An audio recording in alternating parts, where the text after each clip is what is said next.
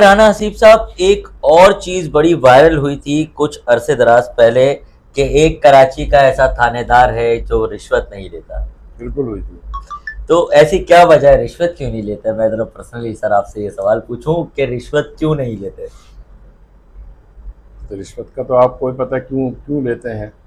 یہ آپ جرم کیوں ہے، نہیں لیتے؟ دنیا تو یہ گناہ لیتی ہے. عظیم ہے. یہ اس کو لینا مطلب آپ اپنی ڈیوٹی کے دوران جو ہے رشوت کو کیا سمجھتے ہیں کہ یہ بالکل ہی حرام ہے؟ اس کا مطلب ہے بالکل حرام ہے، بالکل ناجائز. اچھا رانا صاحب، ایسا کوئی واقعہ جو آپ کی ایس ایچ او شپ میں آیا ہو جو آپ آج تک نہ بھولے ہو؟ میں S H O side super highway تھا. اس سے پہلے کافی ساری ایسی وارداتیں، ایسے ٹارگٹ کلنگس ہوئی تھی پولیس ملازمان کی. تقریباً 22 کے قریب ہمارے جوان شہید ہوئے تھے سچل، سوراب گوٹ، ان ایریاز میں. اور ایک یہ سمجھے کہ میں کیا کہوں اس کو، کہ ہمارے لیے بہت بڑا چیلنج تھا. بلکہ میرے ایک ایس ایس پی صاحب تھے، انہوں نے مجھے بلا کے یہ کہا کہ یار حسیب، مجھے بہت وہ ہوتا ہے کہ آپ اس کے لیے کوشش کرو.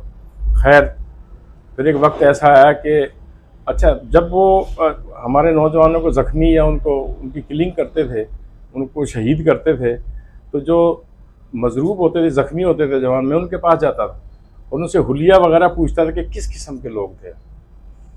ایک دفعہ اچانک میرا سائڈ سپر ہائی وے میں انکاؤنٹر ہوا. انکاؤنٹر میں جب میں اس شخص کے سر پہ پہنچا، اس کے ہاتھ میں 2 9mm پسٹل تھے اور میرے پاس بھی 2 9mm تھے.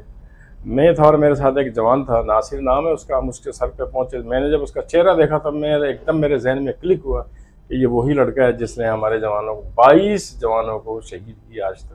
جس کے آپ نے صرف لوگوں سے سنا تھا اور اسے جج بھی آپ نے کر لیا کہ یہ وہی شخص ہے. کیونکہ حلیہ بتاتے، جو زخمی ہو جاتے تھے ہمارے جوان، بچ جاتے تھے شہادت سے، وہ اس کا حلیہ بتاتے. وہ میرے ذہن میں کلک تھا، وہ میرے ذہن میں فیڈ تھا اس کا حلیہ.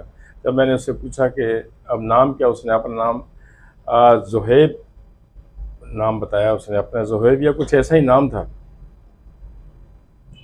پھر ہمارا انکاؤنٹر ہوا، اس نے فائر کیا، ہم نے بھی کیا، اس کو وہاں مار دیا ہم نے.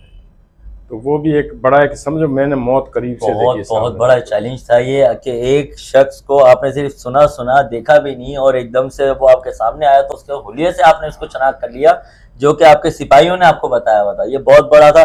دیکھیں جی، اس وقت جو ہے فرد شناس قابل ترین افسر کی کمی نہیں ہے. اگر ڈھونڈنے سے ڈھونڈا جائے، ہمیں رانا حسیب جیسے افسران جو ہے وہ اس سندھ پولیس میں نظر آتے ہیں.